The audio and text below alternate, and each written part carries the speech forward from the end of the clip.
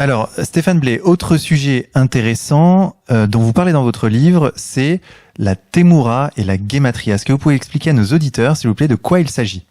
Oui, ce sont des branches de la Kabbale, qui est d'ailleurs un outil tout à fait passionnant. Il y a des gens qui disent la Kabbale c'est mauvais, la Kabbale c'est ni mauvais ni bon, c'est comme Internet, c'est un outil. Voilà. Après, ce qui en effet, ça peut être très mauvais ou ça, voilà, c'est un outil. La Kabbale c'est divisé en 3 parties, hein, avec évidemment l'alphabet hébreu. C'est une mystique juive, hein, la Kabbale. Donc, je vais essayer de faire court.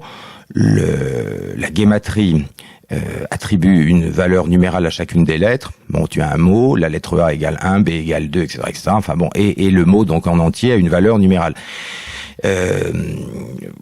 Ce qui fait que des mots différents peuvent avoir la même valeur numérale, et donc ça a un sens. Voilà, tous les mots qui ont la même valeur numérale sont en analogie, voilà, et même ça donne des phrases, ça donne des choses incroyables. C'est tout l'alphabet hébreu est basé là-dessus. Alors ça, c'est la première chose. Il y a après la Témoura. Alors c'est l'inversion, par exemple, tu prends un mot et puis ensuite tu en crées de nouveaux. C'est-à-dire la première lettre devient la dernière, la deuxième devient l'avant-dernière, etc., etc.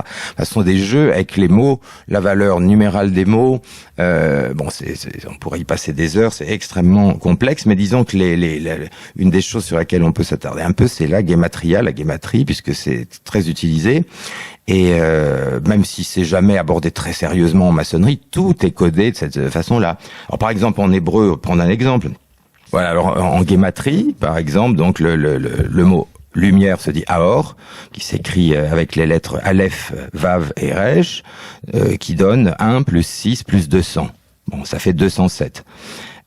Quand on regarde le mot infini, qui se dit Ein Sof, ça donne exactement la même valeur de 207. Le mot mystère qui s'écrit Raz, vous voyez pourtant les mots ont rien à voir, hein, c'est pas les mêmes lettres, et ça donne aussi 207. Donc kabbalistiquement, ces mots-là, lumière, infini et mystère, sont reliés kabbalistiquement, ils font tous 207, ce qui est d'ailleurs vachement logique, hein, là, pour le coup.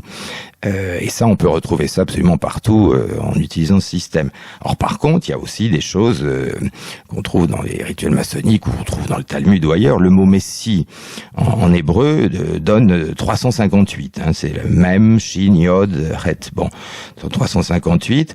Et le mot serpent, il donne 358 aussi. Nahash, Nun, Het, Shin. Voilà, donc 358 pour le mot Messie et le mot serpent, c'est-à-dire le serpent de la Genèse.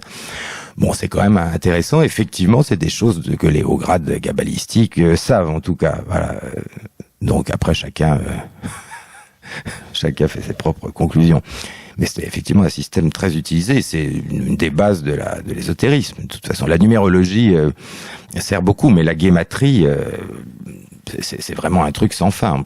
Vraiment, les gens qui commencent à s'y intéresser ont une grosse surprise. S'ils relient même l'Ancien Testament en utilisant ce système-là, ils vont se marrer. Hein.